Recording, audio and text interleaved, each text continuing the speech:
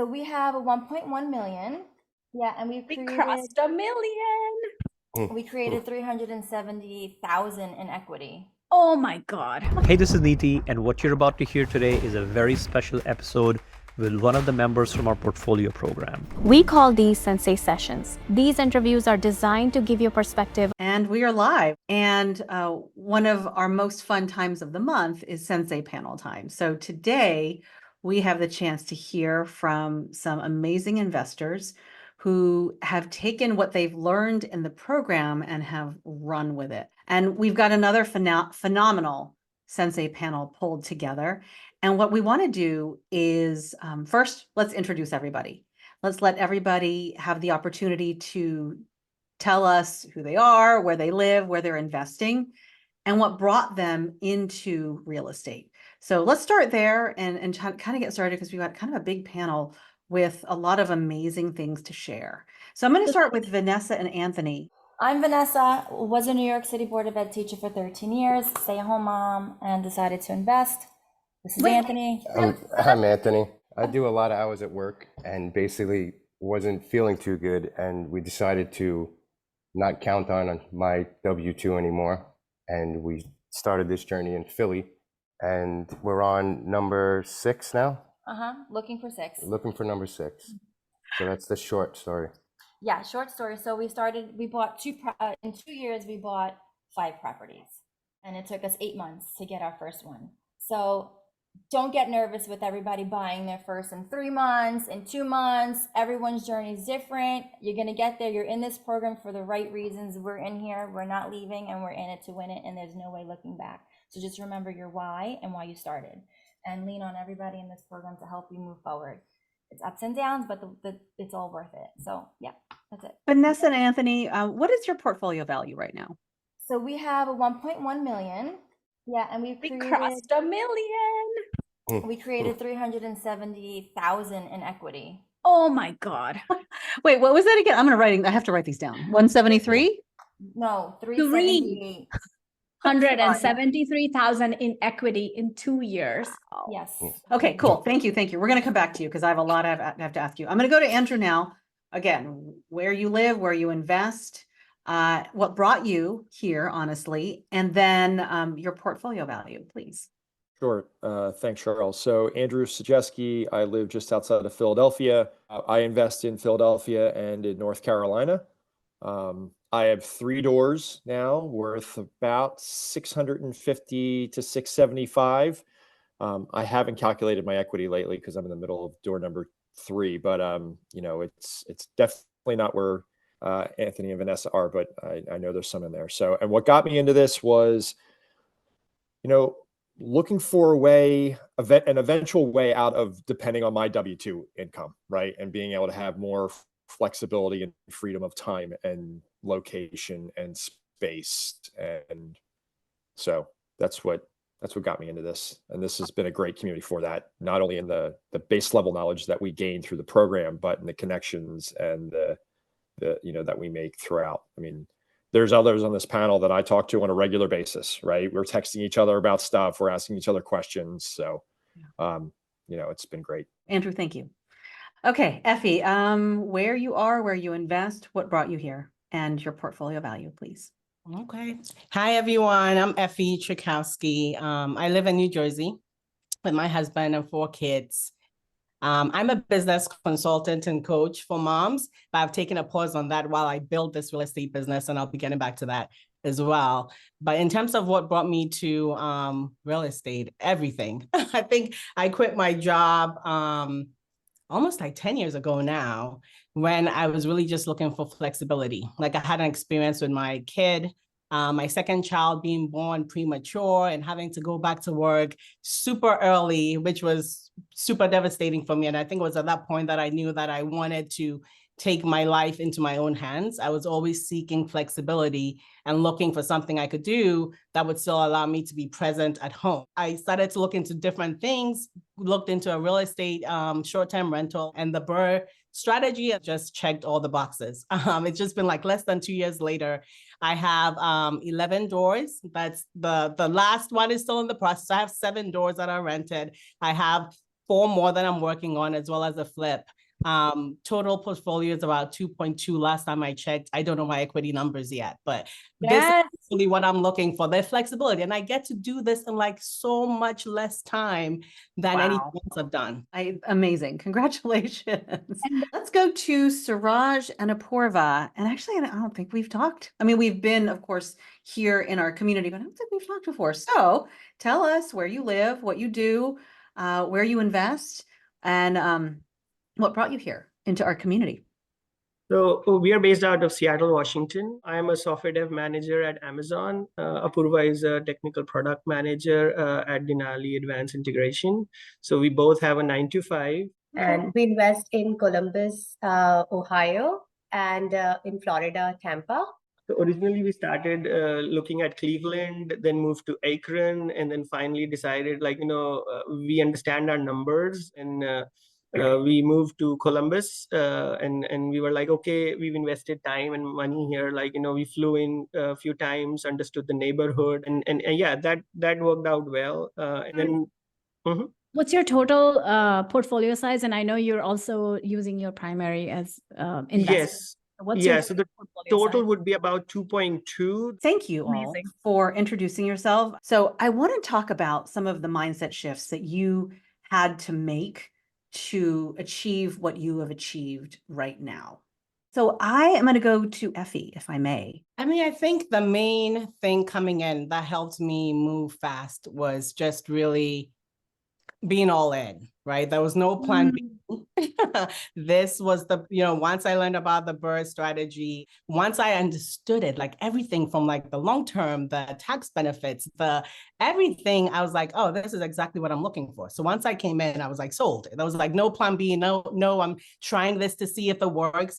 It works. That I think that going all in, and there's no plan B, I think that is the key to really accelerating, because I think a lot of us don't accelerate, and you're going to pivot and you're going to do different things. And the times when I've found myself not making progress fast enough is when I wasn't completely sold on my ability, on the process, on the goals, on the vision. And that's really what stops us, because once you're all in, there's no other way. I want to ask that same question about mindset to Vanessa and Anthony. If you would be able to share some of the shifts. I mean, I can agree with Effie. There is no plan B. I mean, we're in it. We're not looking back. I don't want to feel like I can't afford to pay my mortgage one day if Anthony's sick from his W-2 and they're not paying him because he's not there. He only gets paid if he's there. And that 1 month of not being in the unknown, I'm like, oh my God, what are we going to do? God forbid something happens. I have nothing to lean on. I need to figure it out. So there is no plan B. We're in it to win it. The mindset, you need to have your why. That's what kept me going. My why was not wanting to feel like I can't afford my mortgage and being able to feed my children without being dependent on Anthony. I was in the dumps for a little bit as a mom, stay-at-home mom with 2 kids, and then him getting sick. I'm like, oh my God, something has to change. So that was my mindset, my why. I want to say my biggest mindset too is like, I don't take no for an answer. Like there's no room for failure. I love that. Apurva and Suraj, let's go to you and get your take on the mindset shifts that you adopted as you've gone through this journey. I was just saying that the biggest mind shift was in terms of understanding the numbers, and also the biggest thing that we had was we wanted to now that we have a baby, we wanted to spend time with her. So that was the biggest why. And we were like, you know what, we need to get out of this W-2 and have to take some step. And that made us like, okay, that there's no harm. There's nothing where you can lose. If you buy a property, and let's say you're not able to succeed with the birth process, you can still sell it and take out your money out. One comment before I go to Andrew, because I want to hear Andrew's wisdom here. But just this comment from Alex. Thank you for the insight, Suraj and Apurva, that nothing is written in stone once you get into a deal. If it's not working out, you can sell and get out and start over. Everything is fixable and mistakes will be made along the way. But learning from that makes us wiser investors in the future. Thank you. And let's go over to Andrew. A year ago this time, I had my first property under contract, and we closed it at the end of April. For those who haven't heard the story on that deal, the summary is I left way too much money in the deal, but I learned a ton through the process, right? I learned, I got to go through every step of it, from the purchase to the rehab to the rental to the refi, and there was a ton learned that really helped me when I went into deal 2 and to deal 3.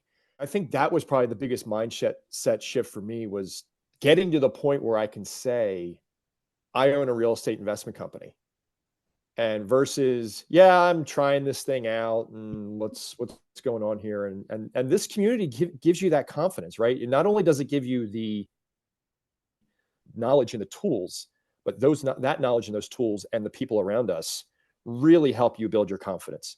And that's what I would think about when we think about the mindset is, this is your journey. Leverage the community. They're going, we're all here to help you, but you've got to own it yourself. So that would be my 2 cents on mindset. I love that. I love it too. I think we don't talk about this enough. I think we should talk about it all the time. Is this community is so different, where we all come from different backgrounds. We all have had different experiences, but there is one thing that ties everybody together, and that is depth. There's so much depth in this community. And when people ask me all the time, like, you had financial independence. Like, why did you start this program? Like, I was living and breathing anger, because I was angry that the real estate space didn't have enough depth and real people succeeding. Because what you see, I know all the stories of the influencers, and no one's doing as well as they're saying they're doing. And it used to make me so angry that people are giving out wrong information. There's no depth when you talk to people. There's no depth in their conversation. But the depth that this community has, how well they truly connect with what they want and going after it, that is incredible. That is the one common element among everyone here. Well, it's also a holistic thing too. It is your business that you're building. It's the family that you are raising. It's friends that you have. And so I think that's maybe what makes this community different as well, as it's not just one thing. It's not just one superficial, like, let's just do this one thing and then we're done. And some of us love our jobs and our businesses, although sometimes not all at the same time, right? I mean, we love, there are things that we love, and it brings, it makes those conversations and the breakout, it makes the accountability groups so much richer. And I love that. Thank you for all of your wisdom. Can we ask for advice? Somebody is trying to do something big, whether it's getting started, whether it's getting a bigger deal, or whether it's going to a different market, whether it's tweaking the strategy to fit some bigger goal. If they're afraid, and you've all been there, I know we've all been there. Yeah. What's your advice? What would you tell them? Vanessa, would you care to share first? Vanessa and Anthony. I mean, if the numbers work, why not? I would just pull the trigger and do it. Ooh, Nothing lies. Numbers don't lie. So Yeah. that's my thing. The numbers don't lie. I would just, from watching Vanessa, I would find a good accountability group, because the more you say it that you're going to do something, it kind of puts a little pressure and help. It helps and puts pressure to actually do it. Owning to what you're doing, want to do. Yeah, I agree. Yes. I love it. Announce it to the world. All right, Andrew. Thanks, Anthony. So I always like, and this is kind of what got me into real estate in the first place, is the proverb of the best time to plant a tree was 20 years ago. The second best time is now, right? And the deal's not going to wait for you, right? You have to take action. It is on you, right? We control how we show up and what we do, and then we have to manage to the rest. So the time is now. Nike had it right. Just do it, right? I mean, probably the best slogan ever. Just do it. Exactly. Yes. Effie? So, I mean, I think for me, it's the mindset piece that really controls the things that we actually do. So it is important. But for someone, if someone is on the fence, I think a cheat code to even get past your mindset barriers or whatever is to find the blueprint, right? To find a blueprint, find someone that has done what you're trying to do. Palak and Nidhi have done it. They have success. They have other people they've taught to do it successfully. So there's that, right? There's if you need to see it in physical form, right? If the mindset piece and the fluff is too much, it's not tangible for you. Tangibly, you can see, someone that has done it. They've taught other people to do it. And then 2 is the community, because sometimes you get over your mindset barriers by seeing other people do the same things. Other people have the same thoughts and the same fear. It's really the cheat code to get you to do something is to find the support and accountability that will almost push you past your own barriers to get it done. Because white knuckling our way through mindset doesn't work. What's going to help you get over that mindset block? That is so good. So good. I love the cheat code. Cheat code. Apurva? I would just say one thing. If you are at a point where you're not pulling the trigger, you really, really need a partner who can push you back and push you forward and say, you have to take a step ahead.